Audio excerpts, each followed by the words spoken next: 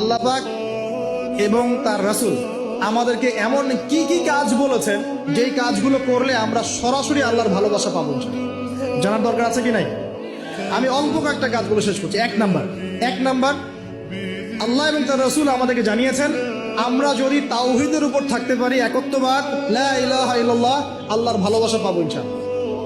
যে ব্যক্তি শিরকের পাপে লিপ্ত আছে সে আল্লাহর ভালোবাসা পাবে না যতক্ষণ না সে তওবা করে ফিরে আসছে। অতএব আল্লাহর ভালোবাসা পাওয়ার জন্য এক নাম্বার কাজ কি ভাই? আল্লাহর তাওহীদের কালিমা লা ইলাহা ইল্লাল্লাহ এর উপর থাকা, শিরক বাদ দেওয়া।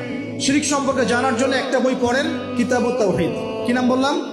কিতাবুত তাওহীদ। একটাই পড়েন, দেখবেন ইনশাআল্লাহ শিরক কাকে বলে, কত প্রকার, কি কোন কাজ করলে শিরক হয় সব জানতে পারবেন ইনশাআল্লাহ। নাম্বার 2, নবী সাল্লাল্লাহু আলাইহি ওয়াসাল্লামের অনুসরণ করলে আল্লাহ আমাদেরকে ভালোবাসবেন। দলিল আল্লাহ পাক সূরা আলী ইমরানের মধ্যে বলছেন 21 নম্বর আয়াতে আল্লাহ বলছেন, কুল, হে নবী আপনি বলে দিন, ইন কুনতুম তুহিব্বুনাল্লাহ, তোমরা যদি, হে আদম সন্তান, হে উম্মতে মুহাম্মাদি, তোমরা যদি আল্লাহর ভালোবাসা পেতে চাও, ফাত্তাবিউনি, তোমরা আমাকে অনুসরণ করো। কাকে?